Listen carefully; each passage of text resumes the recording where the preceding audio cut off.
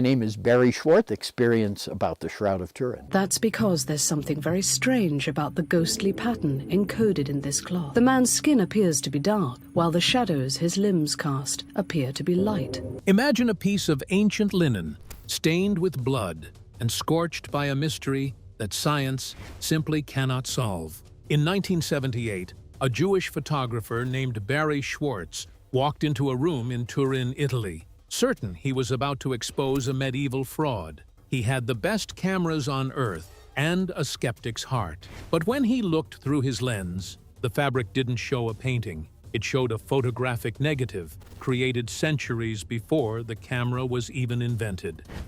The 1978 STURP expedition, Science Meets the Supernatural. Barrie Schwortz wasn't looking for a miracle.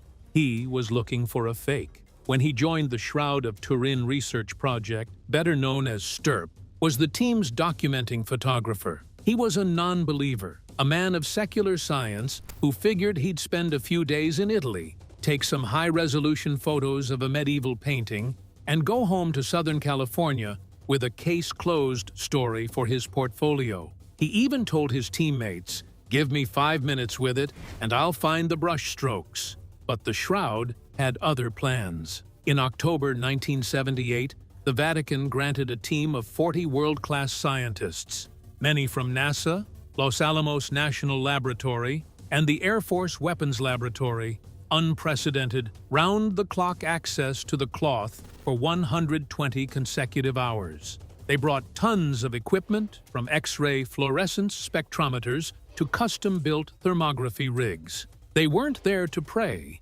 They were there to dissect the most famous relic in the world using the cold, hard tools of the space age. The first thing that broke the skeptics' brains was the VP-8 image analyzer. This was a piece of analog tech used by NASA to turn flat, 2D satellite photos of the Moon or Mars into 3D topographical maps. If you put a normal photograph of a human being into a VP-8, the result is a distorted, melted mess because light and shadow on a face don't correlate to actual physical distance. But when the STURP team fed the Shroud's image into the machine, a perfect, anatomically accurate 3D relief of a human body popped onto the screen. The data for depth was baked right into the fibers. The closer the body had been to the cloth, the darker the discoloration. This wasn't a painting. In fact, under a microscope, the scientists found something even more baffling. There was no image at all in the traditional sense. There were no pigments, no inks, no dyes, no oils, and crucially, no brush strokes. The image only exists on the absolute topmost layer of the linen fibers, a scorch or dehydration only 0.2 micrometers thick. To put that in perspective, that's about 1/50th the diameter of a single human hair. If you tried to scrape the image off with a razor blade, you couldn't. It's a chemical change in the flax itself. Schwortz spent days hunched over his light table, zooming in on his transparencies. He was looking for the clumping of paint that happens when a brush hits a surface. He found nothing. He looked for directionality, the telltale signs of a right-handed or left-handed artist moving across a canvas. Nothing.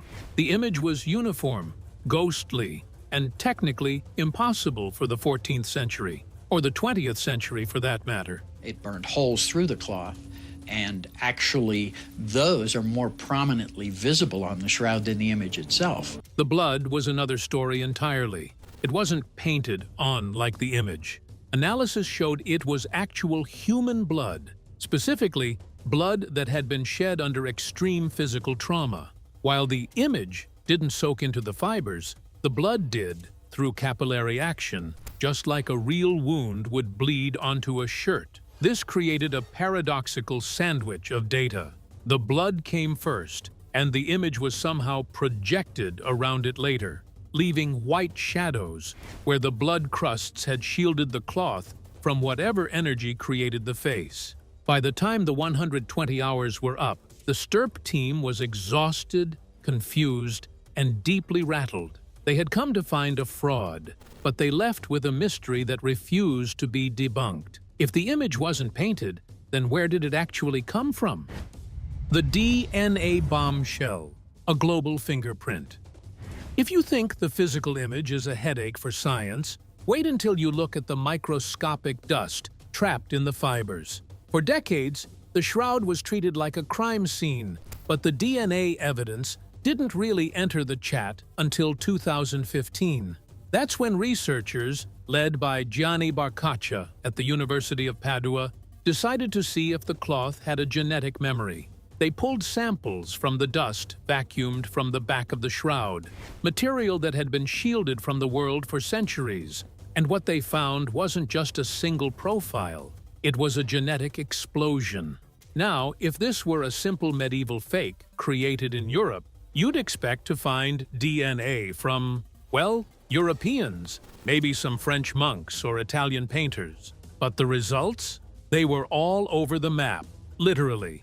The study identified human mitochondrial DNA belonging to a staggering array of ethnic groups. We're talking about haplogroups typically found in Western Europe, the Arabian Peninsula, East Africa, and even the Caucasus. But here's the kicker. They found rare DNA lineages from India, specifically the Kel-Kumars and other groups from the Indian subcontinent.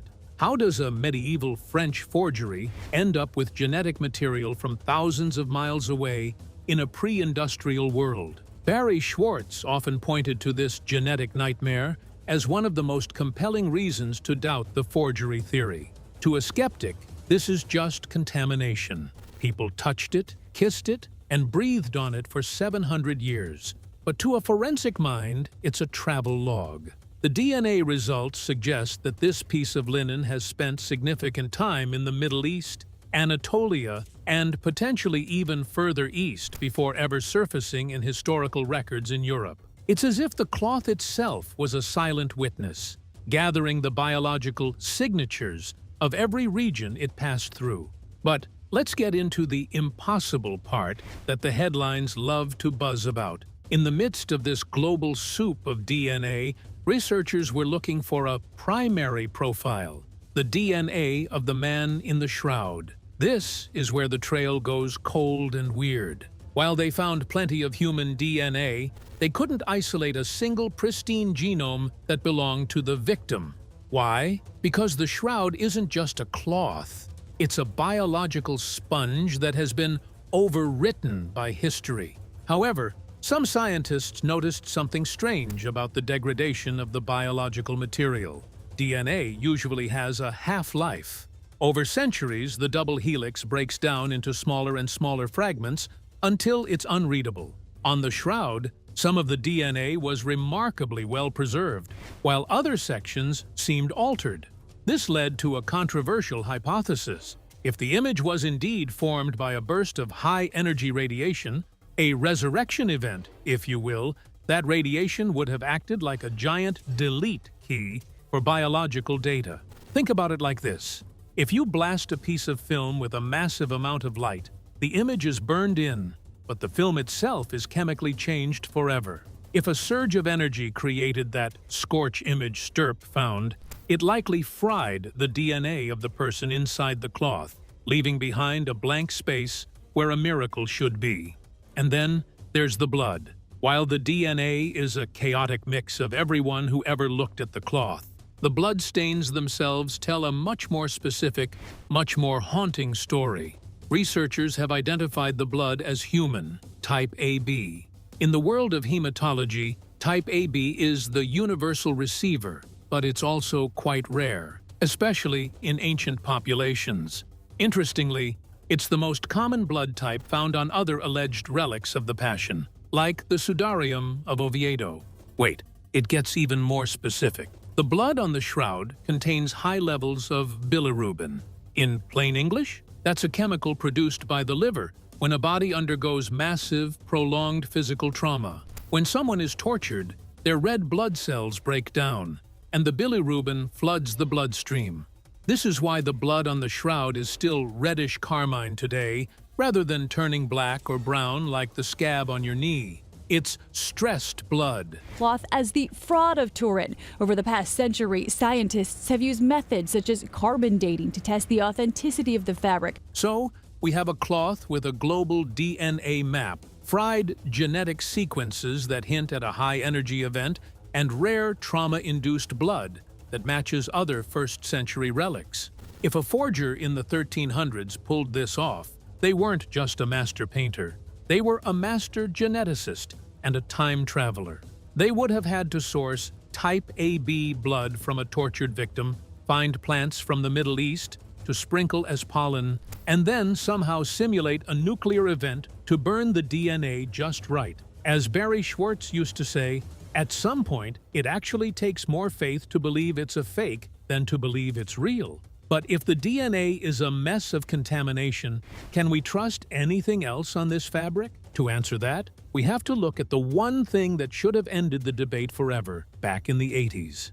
The one thing that almost killed the Shroud's reputation for good. The blood of a ghost. If the DNA is a chaotic global travelogue, the blood on the Shroud is a silent anatomical scream. For a long time, skeptics claimed the red stains were just tempera paint or iron oxide, basically a medieval artist using red ochre to simulate a crime scene. But when the STURP team got their hands on the physical samples, the paint theory hit a brick wall. This wasn't pigment. It was real, hemoglobin-positive human blood. And not just any blood. It was blood that had been through hell. To understand why this is so impossible, you have to look at the chemistry. Normal blood, when it leaves the body and dries, turns brown or black within a few hours as the hemoglobin oxidizes. Look at any old bandage or a dried scab. It's dark, but the stains on the Shroud are a haunting, persistent carmine red. For decades, this was the smoking gun for the forgery crowd. Real blood doesn't stay red for 700 years, they said, and they were right, unless that blood belonged to someone who had been systematically tortured. When a human body undergoes massive, prolonged physical trauma, like a severe scourging, the liver starts pumping out a compound called bilirubin. It's a breakdown product of red blood cells, and when it floods the bloodstream in high concentrations, it acts as a chemical stabilizer. It essentially locks the red color of the hemoglobin, preventing it from turning that standard rusty brown. The blood on the Shroud is saturated with bilirubin. This means the man in the cloth didn't just bleed. He bled while his body was in a state of total physiological collapse. But it gets even weirder when you look at how the blood interacted with the cloth. Remember, the image of the man, the face, the hair, the muscles, is only on the very surface of the fibers. It didn't soak in. But the blood behaves exactly like liquid on fabric. It soaked through to the back. It followed the weave of the linen through capillary action. Most importantly, the blood was on the cloth before the image was formed. Under a microscope, you can see white shadows underneath the blood crusts. This means that whatever mysterious process scorched the image onto the linen was blocked by the blood. The blood acted as a stencil. If a medieval artist had painted this, they would have had to paint the blood first with anatomical precision, and then somehow project a photographic negative image around it without getting a single drop of image on top of the blood. It's a sequence of events that defies every known artistic technique of the Middle Ages. Then, there's the twin cloth factor. In a cathedral in Oviedo, Spain, sits another relic known as the Sudarium of Oviedo. It's a smaller piece of blood-stained cloth, rumored to be the sweat cloth wrapped around the head of Jesus after the crucifixion. It has no image, no face, no body, just blood and lung fluid. For centuries, people wondered if the two cloths were related. When forensic pathologists compared the two, the results were chilling. Both the Shroud and the Sudarium have the same rare blood type, a B. But the real, impossible connection is the geometry. When you overlay the blood-stain patterns from the Sudarium onto the face of the Shroud, the stains match perfectly. The nose, the forehead, and the puncture wounds from the crown of thorns align with mathematical precision. Think about the odds of that. To fake this, a medieval forger would have had to travel to Spain, study a blood-stained rag in a cathedral, memorize the exact placement of dozens of microscopic blood spatters, return to France or Italy, and then recreate those exact patterns on a 14-foot linen sheet, all while using rare bilirubin-heavy type AB blood that they somehow procured from a tortured victim. And they would have had to do it all before the invention of forensic pathology, blood typing, or even the basic understanding of how blood circulates in the body. These samples, photos, and images are from photographer Barrie Schwortz. He's one of 33 people given exclusive access to the Shroud of Turin. Barrie Schwortz often pointed to the blood as the most human element of the shroud. It's messy, it's visceral, and it's biologically perfect. It tells a story of a specific man at a specific moment of trauma whose biological signature matches a secondary relic hundreds of miles away. It's a forensic match that would hold up in a modern court of law. But if the blood is real and the science is so compelling, why did the world turn its back on the shroud in 1988? Why did a single afternoon of testing make everyone think the mystery was solved? To find that out, we have to look at the day carbon dating tried to kill a miracle. The 1988 carbon-14 debacle.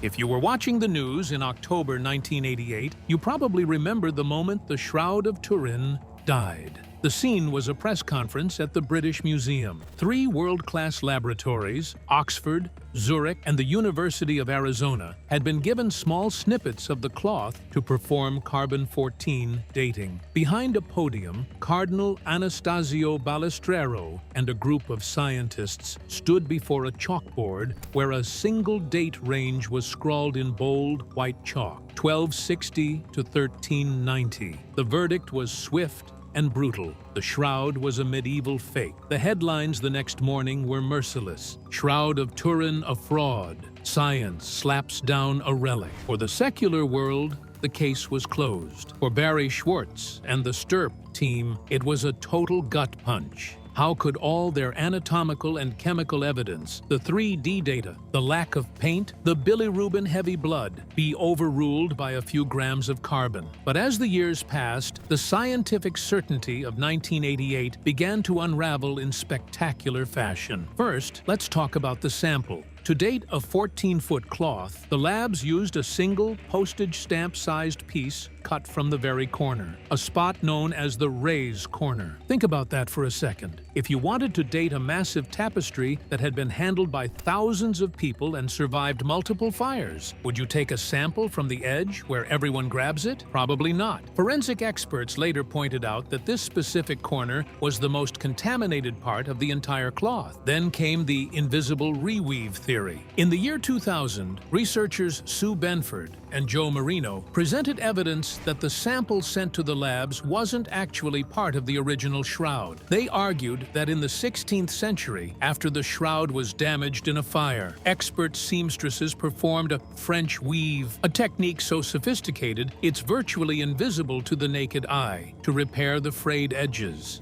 They used dyed cotton thread to match the original linen. When chemist Raymond Rogers, a lead member of the original STURP team and a staunch skeptic of the reweave theory, decided to prove Benford and Marino wrong, he found something that shocked him. He analyzed the leftover threads from the 1988 sample and found vanillin, a chemical byproduct of the breakdown of lignin in flax. Here's the impossible part. Vanillin disappears from linen over time. It's present in medieval cloth, but it's completely gone from 2,000-year-old cloth. Rogers found vanillin in the 1988 sample, but zero vanillin in the main body of the shroud. This meant the 1988 sample and the rest of the shroud were 2 different ages. The labs hadn't dated the shroud, they had dated a 16th century repair patch. But it gets even more dramatic. Why was the carbon dating so consistent across all 3 labs if the sample was bad? Critics point to a lack of blind testing. The labs knew exactly what they were dating. In the world of high-stakes science, expectancy bias is a real thing. Furthermore, statistical analysis of the raw data from the 1988 tests, which wasn't fully released to the public for 30 years, showed significant discrepancies. The three labs didn't actually agree as closely as the press conference suggested. The 1988 test was treated as the final word, but in reality, it was a localized snapshot of a corrupted corner. It ignored the pollen from extinct Middle Eastern plants found in the fibers. It ignored the Roman lepton coins over the man's eyes that date to the reign of Pontius Pilate. It ignored the fact that the weaving pattern, a 3-to-1 herringbone twill, is a rare, expensive style found in 1st century Near Eastern textiles, but almost unheard of in medieval Europe. For decades, the 1988 date hung over the shroud like a shroud of its own, stifling further research. It became a fringe subject, something for true believers and conspiracy theorists. But science has a funny way of circling back around when the tools get better. If the 1988 carbon dating was a scientific assassination, the new technology of the 2020s is looking a lot like a resurrection. Because if the 1300s date is wrong, we're left with the original terrifying question: how do you get a 1st century artifact to produce a 21st century mystery? The 2024 X-ray vindication. For 30 years, the 1988 carbon dating was the final word, a scientific "keep out" sign posted around the shroud. But in late 2022 and surging into 2024, a new player entered the game, Dr. Liberato De Caro from Italy's Institute of Crystallography. De Caro didn't just want to rerun the old tests. He brought a completely different weapon to the fight: wide-angle X-ray scattering, or WAXS. While carbon dating looks at the decay of isotopes, WAXS looks at the bone structure of the linen itself. Think of it like this: carbon dating is like counting the rings on a tree, but WAXS is like checking the bone density of a skeleton to see how much it has decayed. Every piece of linen is made of cellulose, long chains of sugar molecules that start to break down the second the flax is harvested. This degradation is a slow, relentless march of molecular aging. By firing X-rays at the shroud's fibers, De Caro and his team were able to measure exactly how much that cellulose had rotted over the centuries. To calibrate their findings, they compared the shroud's profile against linen samples with known, historically verified ages, including fabric from the famous Siege of Masada in 55 to 74 AD. The results were a thunderbolt. The shroud's structural degradation didn't match the 1300s at all. It was a dead ringer for the 1st century samples. But there's a catch, and in science, there's always a catch. For these X-ray results to be accurate, the shroud had to have been kept in very specific conditions for those missing 1,300 years. An average temperature of about 22.5 degrees Celsius and a relative humidity of 55%. If it was kept in a damp basement or a sweltering desert, the clock would be off. However, De Caro points out that his method is immune to the carbon contamination that likely sabotaged the 1988 tests. Unlike carbon isotopes, which can be skewed by smoke, fire, or even bacteria, the structural decay of the cellulose fibers is a much harder record to fake or accidentally alter. The 2024 surge in interest wasn't just about the tech, it was about the release of the raw data from that 1988 study. After decades of the labs keeping their notes under lock and key, independent researchers finally got a look at the math. What they found was a statistical mess. The three labs, Oxford, Zurich, and Arizona, actually had significant discrepancies in their findings that were smoothed over for the public press conference. The certainty of the medieval date was, ironically, not very certain at all. Barrie Schwortz, who passed away in 2024, lived just long enough to see this new wave of physics start to pull the shroud out of the forgery bin. For him, it was never about proving a miracle. It was about the integrity of the data. He always said the shroud was a bridge between science and faith. And with the WAXS results, that bridge suddenly looked a lot sturdier. So, if the cloth really is 2,000 years old, we're back to the biggest why of them all. If a medieval artist didn't make this, and a first-century weaver couldn't have made it, then how did the image get there? Because the closer we look at the physics of the image itself, the more it looks like the man in the shroud didn't just leave a body behind, he left a blueprint made of light. And that brings us to the most controversial theory in the history of science: the resurrection event.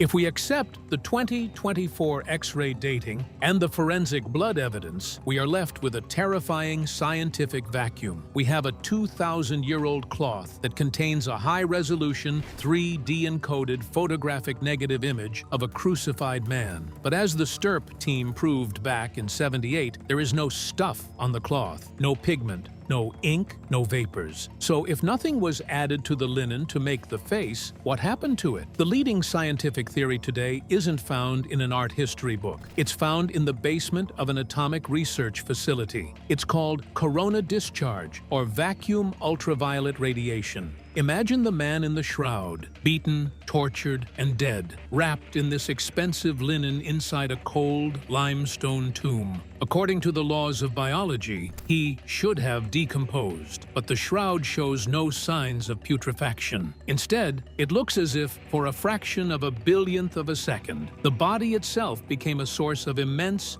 directed energy. Physicists like Paolo Di Lazzaro at Italy's ENEA Research Center have spent years trying to replicate the shroud's scorch. They discovered that you can't do it with a flame, and you can't do it with chemicals. The only way they could match the specific shallows and microscopic coloration of the shroud fibers was by using an excimer laser, a high-power device that emits short pulses of ultraviolet light. To recreate the entire image on a 14-foot cloth, Di Lazzaro calculated that you would need a burst of light with a power of several billion watts. That is more power than all the electrical plants in a medium-sized city combined. And it would have to happen in a pulse lasting less than a 40 billionth of a second. If this resurrection event actually happened, the physics are mind-bending. Some researchers, like Dr. John Jackson, a physicist who worked on the original STURP team, propose the cloth collapse theory. He suggests that at the moment of the energy discharge, the body became mechanically transparent. Essentially, the man became like a ghost. As the linen cloth fell through this radiating transparent body, the energy burned the image into the fibers as they passed through the space the body once occupied. This would explain the perfect 3D mapping. The parts of the cloth that fell through more of the body received more radiation, creating a darker image. It would also explain why the hair on the shroud man looks like it's suspended in mid-air, rather than matted down by gravity as it would be on a reclining corpse. The image is a snapshot of a body in transition. To a physicist, a miracle is just a phenomenon we haven't written the equations for yet. They call it singular event physics. Barrie Schwortz, the man who spent 40 years looking at these fibers, often noted that the shroud seems to exist at the exact intersection of the physical and the metaphysical. If a massive burst of radiation occurred, it would also explain the DNA scrambling we talked about earlier. High-energy UV light is a known mutagen. It breaks the bonds of DNA. If the man in the shroud literally shone out of existence, he would have left behind a biological blank spot, a fried genetic record that matches the mysterious, unidentifiable sequences found in the 2015 study. Of course, the question remains, how did a dead body in a cave in 33 AD generate several billion watts of ultraviolet light? Skeptics argue that this is just God of the gaps reasoning, filling in what we don't know with a supernatural explanation. They suggest natural phenomena like Maillard reactions, the same process that browns toast, triggered by gases from the body. But every time someone tries to bake a natural shroud in a lab, they fail to achieve the 3D resolution and the microscopic thinness of the image. The shroud isn't just a mystery of what it is, but when it is. It's an object that seems to have been made using a technology that didn't exist in the 1st century, the 14th century, or even the 20th century. We are only now in 2026, beginning to have the lasers and the X-ray scanners capable of even asking the right questions. But where did this cloth come from? If it's 2,000 years old, where was it hiding for the first 1,000 years? The trail leads to the image of Edessa, a miraculous cloth discovered in Turkey in 525 AD. When folded in 8, only the face is visible, matching ancient descriptions. In 944 AD, the Byzantine emperor moved it to Constantinople, but it vanished during the Fourth Crusade's bloody sack of the city in 1204. For 150 years, it was a ghost relic, likely held in secret by the Knights Templar, until it resurfaced in France in 1354. It's a 2,000-year-old passport, stamped by the blood of empires. If you liked this video, subscribe to the channel and hit the bell button to get notified for our future uploads. For now, click the next one, right there on your screen.